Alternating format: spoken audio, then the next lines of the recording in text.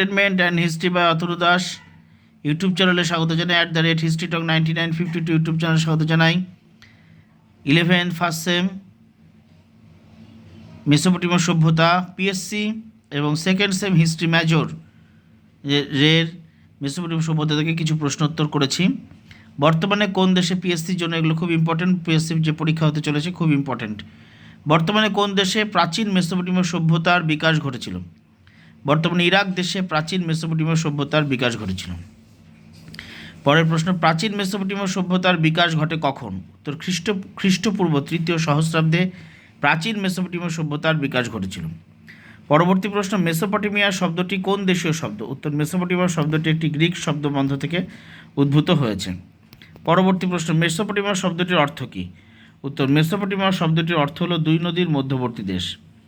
পরের প্রশ্ন, কোন কোন নদী দ্বারা মেসোপটেমিয়া অঞ্চলটি পরিবৃত? উত্তর টাইগ্রিস এবং ইউফ্রেটিস নদী দ্বারা মেসোপটেমিয়া অঞ্চলটি পরিবৃত। পরের প্রশ্ন, প্রাচীন মেসোপটেমিয়া অঞ্চলটির উত্তর পূর্ব দিকে কোন পর্বত অবস্থিত? উত্তর প্রাচীন মেসোপটেমিয়া অঞ্চলটির উত্তর পূর্ব দিকে জাগ্রস পর্বত অবস্থিত। পরের প্রশ্ন, প্রাচীন মেসোপটেমিয়া অঞ্চলটির দক্ষিণ পূর্ব দিকে কোন মালভূমি অবস্থিত? উত্তর প্রাচীন মেসোপটেমিয়া অঞ্চলটির দক্ষিণ পূর্বে আরব মালভূমি অঞ্চল অবস্থিত। পরবর্তী প্রশ্ন, প্রাচীন মেসোপটেমিয়ার ভৌগোলিক সীমার মধ্যে কোন কোন অঞ্চল পড়ে? উত্তর বর্তমান ইরাক, ইরানের কিছু এলাকা, সিরিয়া এবং তুরস্কের কিছু অঞ্চল প্রাচীন মেসোপটেমিয়ার ভৌগোলিক সীমার মধ্যে পড়ে। আরও আছে প্রশ্নোত্তর, পরের পৃষ্ঠায় যাচ্ছি।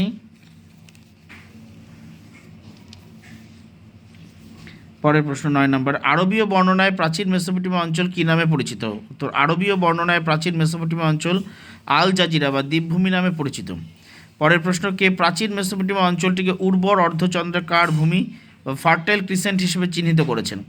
উত্তর মিশর তত্ত্ববিদ এবং প্রাচ্য বিশারদ জেইচ ব্রিস্টেড প্রাচীন মেসোপটেমিয়া অঞ্চলটিকে উর্বর অর্ধচন্দ্রাকার ভূমি বা ফার্টাইল ক্রিসেন্ট বলে অভিহিত করেছেন। পরের প্রশ্ন, কোন অঞ্চলকে কেন সভ্যতার জঠরভূমি বলা হয়?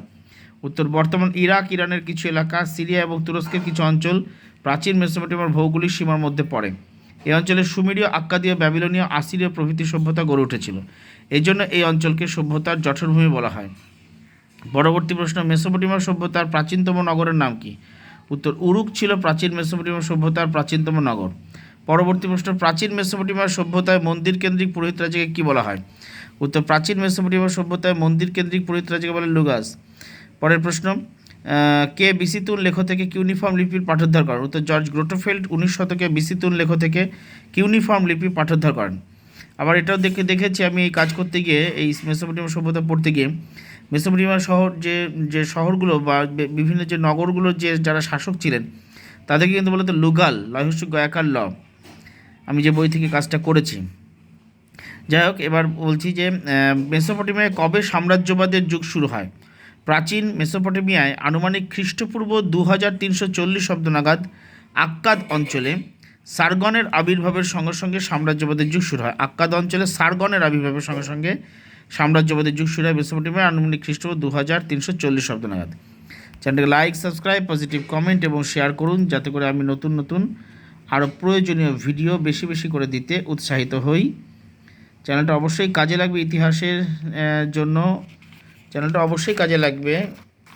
এই চ্যানেলে অনেকে কমেন্ট করেছেন, আমি উত্তর করেছি, আবার অনেকে কমেন্ট করেছেন সেই উত্তরগুলো এখনও করা হয়নি, সেগুলো আমি দেব, অধৈর্য হবেন না, সব নোটই আমি করে দেব। আলোচনা এক ধাপে ধাপে কাজ চলছে। চ্যানেলটাকে অবশ্যই লাইক, সাবস্ক্রাইব, পজিটিভ কমেন্ট এবং শেয়ার করুন।